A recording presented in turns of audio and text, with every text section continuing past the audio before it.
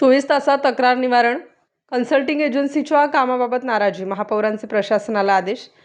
महानगरपालिकेच्या कारभारात अधिक पारदर्शकता, गती आणि जबाबदारी आणण्यासाठी महापौर हिमगौरी आहेर-आडके यांनी प्रशासनाला कडक निर्देश दिले आहेत. ई-गव्हर्नन्स आणि नागरिक सेवा सुधारणासंदर्भातील आढावा बैठकीत नागरिकांच्या तक्रारींवर 24 तासांच्या आत प्राथमिक कार्यवाही करण्याचे आदेश देताना दिरंगाई करणाऱ्या विभागांवर नाराजीही व्यक्त करण्यात आली आहे. महापौरांच्या अध्यक्षतेखाली बैठकीत झालेल्या महानगरपालिकेच्या सर्व विभागांमध्ये सिटिझन्स चार्टरची प्रभावी अंमलबजावणी करण्यावर भर देण्यात आला. ठरवून दिलेल्या कालमर्यादेत तक्रारींचे निवारण न झाल्यास संबंधित तक्रार स्वयंचलित पद्धतीने वरिष्ठ अधिकाऱ्यांकडे वर्ग होईल अशी सक्षम डिजिटल यंत्रणा विकसित करण्याचे आदेश महापौरांनी प्रशासनाला दिले. राज्य शासनाच्या राईट टू सर्व्हिसेस ॲपच्या धर्तीवर महानगरपालिकेतील विविध सेवा निश्चित कालमर्यादेत उपलब्ध करून देण्याची प्रणाली विकसित करण्याचे निर्देशही यावेळी देण्यात आले.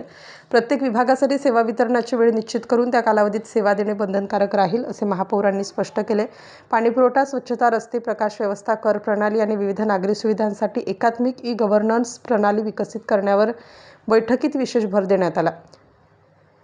बैठकीस अतिरिक्त आयुक्त अमित रंजन, उपआयुक्त सुवर्णा दखणे, संगणक विभाग उपअभियंता नितीन धामणे, शंतनू नाईक, स्वाती गाडेकर, सुमित जैन उपस्थित होते. Star news bureau, Nashik. Star न्यूजसाठी मोहसिन पठाण, नाशिक.